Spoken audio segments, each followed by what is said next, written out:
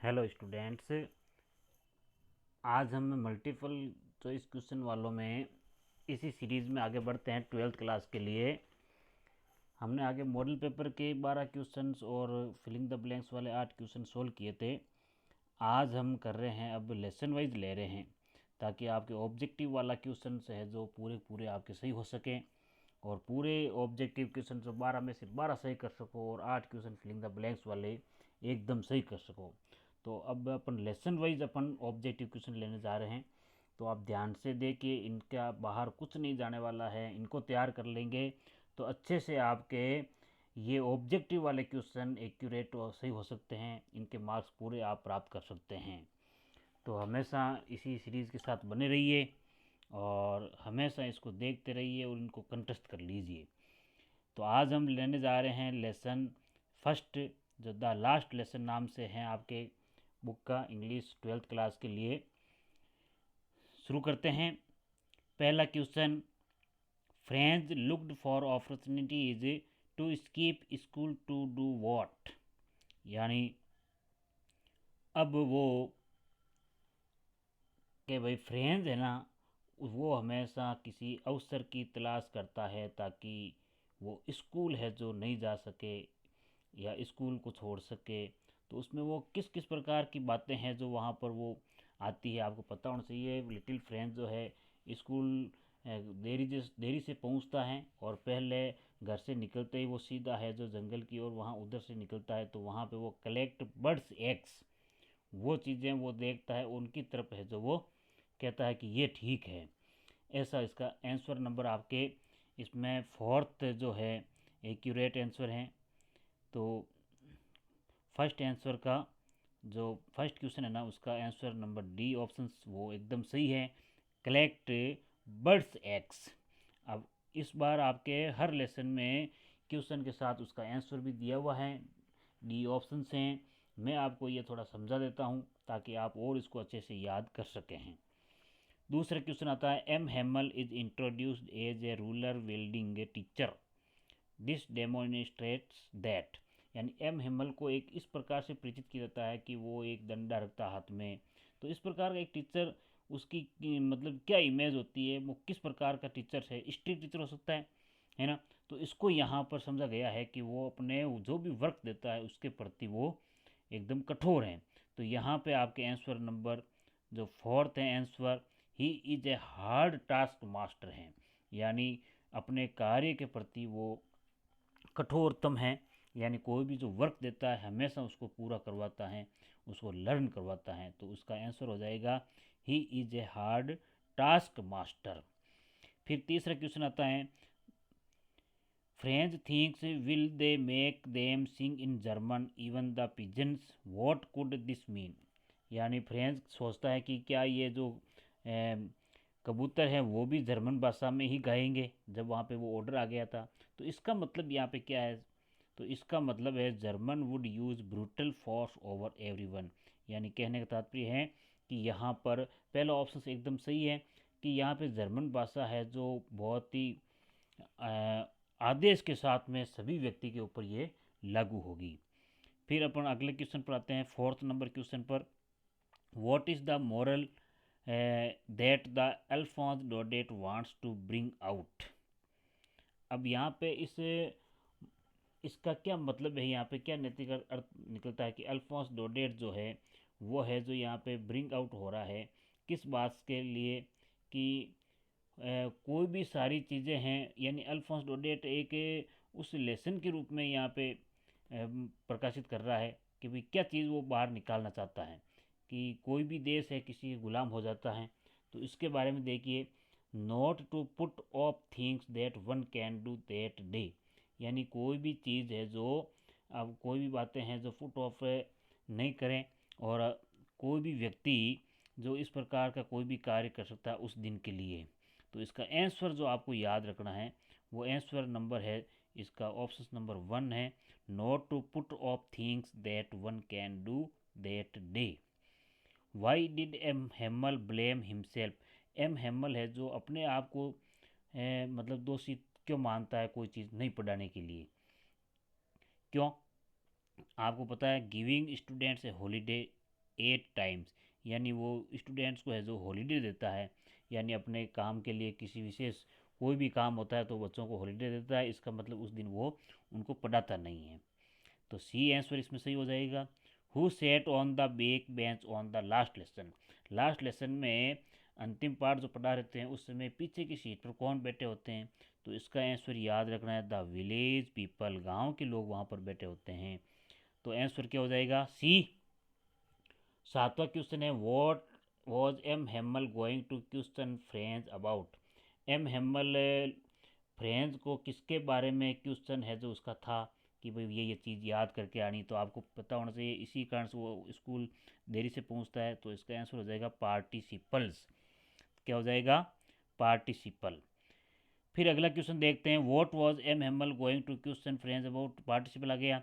For the last 2 years where did all the bad news come from, यानी writer कह रहा है कि पिछले 2 साल से कौन सी बुरी खबरें आ रही थी, तो यहाँ पे देखिए, the bulletin board, town hall, school, M Hamel's house, यानी कहाँ से आ रही थी, कहाँ से बुरी खबर प्रकाशित होती थी, तो यानी बुलेटिन बोर्ड के ऊपर जो भी समाचार होते थे तो वहाँ पर है जो सारी सारी बैड न्यूज़ ही आती थी, जिस दिन वह बोर्ड के सामने लोग इकट्ठे हो रखे थे।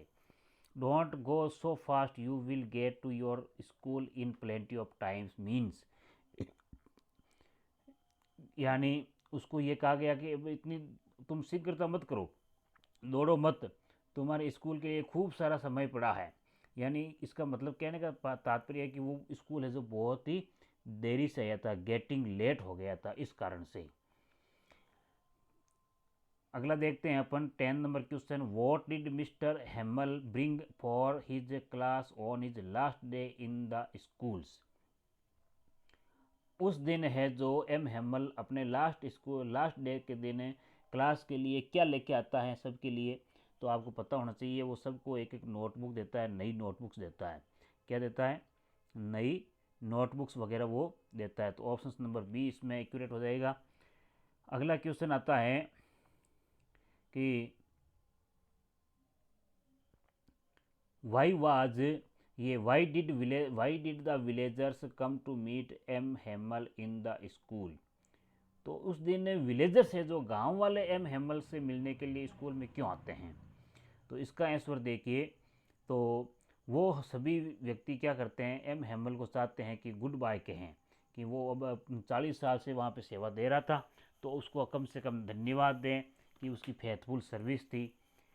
12वां क्वेश्चन आता है, why was French surprise, French आश्चर्यचकित क्यों हो जाता है, क्योंकि वहाँ पर एम हेमल्स का काइंड और पोलाइट बिहेवियर देखता है, क्या देखता है, यानी उस दिन जैसा व्यवहार किया था पहले उसने कभी नहीं किया था, तो याद रखें because of M Hamel's kind and polite behaviour, ये इसका आंसर हो जाएगा।